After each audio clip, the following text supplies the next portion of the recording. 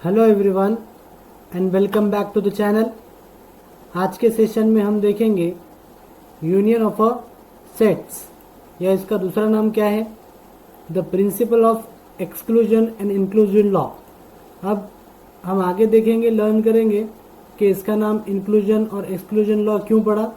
उससे पहले ये इसके ऊपर जो क्वेश्चन पूछे जाते हैं वो 9th क्लास के अंदर, 11th क्लास के अंदर, फिर उसके बाद यूनिवर्सिटी एग्जामिनेशन के अंदर फॉर बीसीए बीसीएस एग्जामिनेशन। इसके अलावा इसके क्वेश्चन आपको महाराष्ट्र एमसीए एंट्रेंस एग्जामिनेशन के अंदर भी पूछे जाएंगे और इसके साथ साथ कैट एग्जामिनेशन जो कि एमबीए की एग्जाम रहती है एंट्रेंस, उसमें भी इसके क्वेश्चन पूछे जाने के चांसेस है। जैसा कि अब यहाँ पर सब में पहले अपन इसका पर्पस देखेंगे, what is the purpose of the what is सब में पहले तो अपन देखेंगे what is actually the principal of inclusion और एक्सक्लूजन लॉ। ओके, अब बेसिकली इसका पर्पस क्या है, अगर हमारे पास कोई सेट्स दिए वाले हैं और उनमें से अपने को उन सेट के अंदर जितने एलिमेंट है उनका काउंट करना है, उसके लिए अपन ये लॉ का उपयोग करेंगे। तो यहाँ पर उसी चीज को दिया गया है जो ग्रीन कलर से हाईलाइट है। द प्रिंसिपल ऑफ इंक्लूजन और exclusive law is a rule that is used to find or count the number of element in union of a multiple set. Okay, फिर उसके बाद नेक्स्ट है it provides systematic way to avoid over counting element when dealing with the overlapping set. Okay, जैसा कि अभी अपन ने discuss किया कि बेसिकली प्रिंसिपल ऑफ इंक्लूजन और एक्सक्लूसिव लॉ किस लिए यूज होता है, अगर अपने पास मल्टीपल सेट दिए हुए हैं और उन सेट के टोटल नंबर ऑफ एलिमेंट हमें कैलकुलेट करना है। अगर उन सेट के बीच में कुछ ओवरलैपिंग एलिमेंट है, कुछ कॉमन एलिमेंट है, उनकी काउंटिंग हमें एक ही बार करना होता है। अगर हमारे पास मल्टीपल सेट होंगे तो उनका जो कॉमन पोर्शन होगा, जो कॉमन एलिमेंट होंगे वो डबल काउंट होंगे, जिसकी वजह से वो काउंटिंग गलत होगी। उस प्रॉब्लम को सॉल्व करने के लिए हम प्रिंसिपल ऑफ इंक्लूजन और एक्सक्लूजन लॉ यूज करते। ओके, अब उसके बाद the primary purpose of rule is to accurately count the number of element that satisfy certain condition across multiple set. Okay, जैसा कि यहाँ पर एक सिंपल सा रूल दिया वाला है, सिंपल सा एक लॉ दिया वाला है। अगर हमारे पास दो सेट है, सेट ए और बी, ओके, और हमें कैलकुलेट करना है number of element in A union B, तो बेसिकली फॉर्मूला किस तरह से बनेगा फॉर इंक्लूजन और exclusive law, that is number of element in A plus number of element in B minus number of element in A intersection B.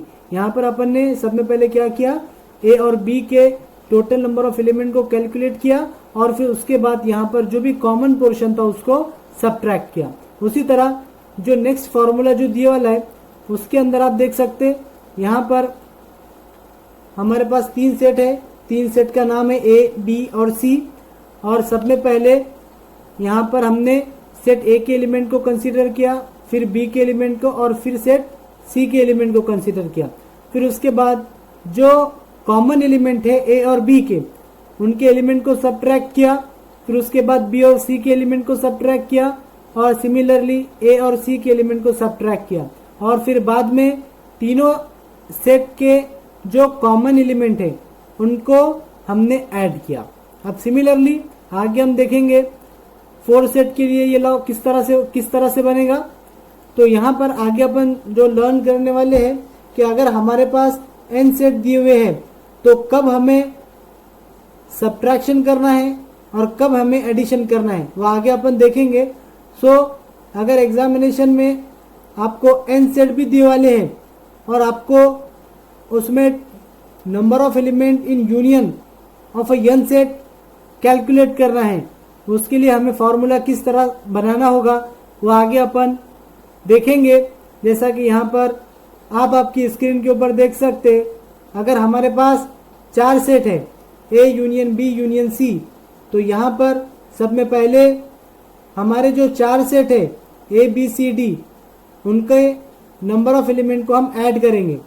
फिर उसके बाद minus A intersection B minus A intersection C minus A intersection D, minus B intersection D, B intersection C, और फिर उसके बाद minus B intersection D, फिर minus C intersection D, फिर उसके बाद प्लस।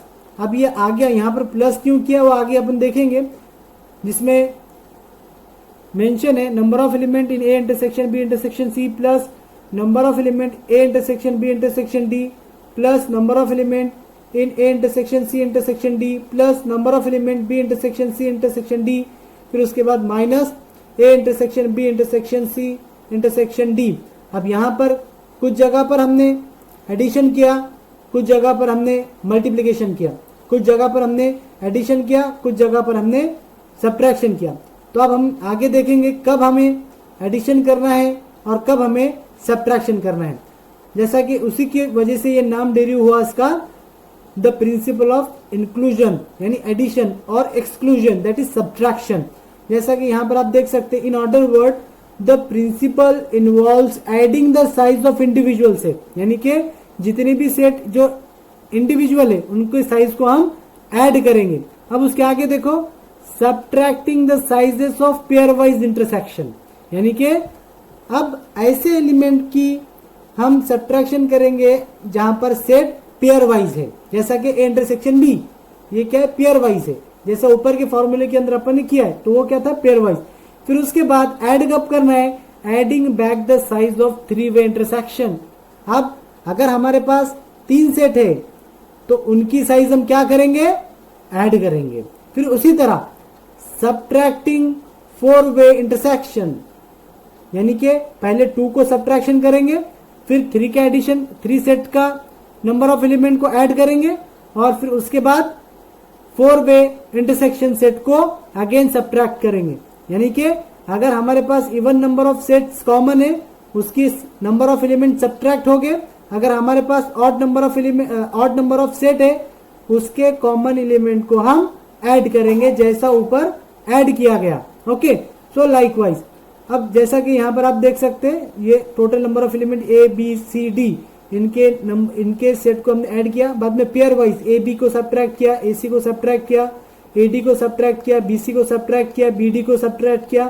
फिर ये 3 नंबर ऑफ सेट है, ए बी सी, इसको ऐड किया, A B C A B D, इसको ऐड किया, फिर A C D B C D, फिर अब अगेन सब्ट्रैक्ट किया ए बी सी डी के कॉमन एलिमेंट को। लाइकवाइज तो इसका मतलब ये है।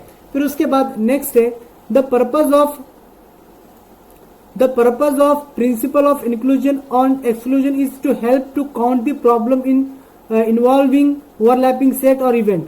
These problem could be found in various areas such as combinations, combinatorics, probability theory, discrete math. Some common example of problems where principle is applied include, यानी कि इसके उपयोग कहाँ कहाँ हम कर सकते हैं उसके बारे में बताया गया है. अब यहाँ पर हम देखेंगे एक एग्जाम्पल के थ्रू कि हम प्रिंसिपल ऑफ इंक्लूजन और एक्सक्लूसिव लॉ को किस तरह से यूज कर सकते हैं. तो यहाँ पर हमारे पास 2 सेट दिए गए हैं. सेट ए है, उसके अंदर एलिमेंट है 1 2 3. सेट बी है, उसके अंदर एलिमेंट है 3 4 5. अगर आप केयरफुली ऑब्जर्व करेंगे, सेट ए के अंदर है 3 और बी के अंदर भी है 3. तो यहाँ पर 3 ए में भी है और 3 बी में भी है. और अपने को क्या करना है, दोनों सेट के अंदर total number of element union operation के अंदर कितने हो गए वो फाइंड आउट करना है. तो इसी चीज को आगे हम ये फॉर्मूले के थ्रू जो ऊपर अपन ने डिस्कस किया, उसी फॉर्मूले के अंदर हम देखेंगे. जैसा कि आप देख सकते हैं यहाँ पर नंबर ऑफ एलिमेंट ए के अंदर 3 है, बी के अंदर 3 है और दोनों के बीच में कॉमन एलिमेंट है 1. तो उसी फॉर्मूले को यहाँ पर हमने वेन डायग्राम के थ्रू दोनों सेट को ड्रॉ किया है. जैसा कि ए और बी के बीच में कॉमन एलिमेंट है 3, तो 1 2 ए के अंदर एलिमेंट है, 4 5 बी के अंदर एलिमेंट है. और यहाँ पर उसी चीज को जो अभी अपन ने डिस्कस किया उसी के बारे में इंफॉर्मेशन दी वाली है. अब इसी चीज को अपन फॉर्मूले के अंदर पुट करेंगे. और तो यहाँ पर आप देख पा रहे होंगे आपके स्क्रीन के ऊपर कि number of element in A union B is equal to number of element A plus number of element B minus number of element A intersection B. So यहाँ पर ए के अंदर 3 एलिमेंट है, बी के अंदर 3 और C number of element A intersection B के अंदर है 1 एलिमेंट. तो 3 + 3 is equal to 6 minus 1 is equal to 5. तो this is how we have utilize this formula. So आज के सेशन में अपन इतना ही देखेंगे. नेक्स्ट वीडियो में अपन इसके ऊपर प्रैक्टिकल एग्जाम्पल सॉल्व करेंगे. Thank you.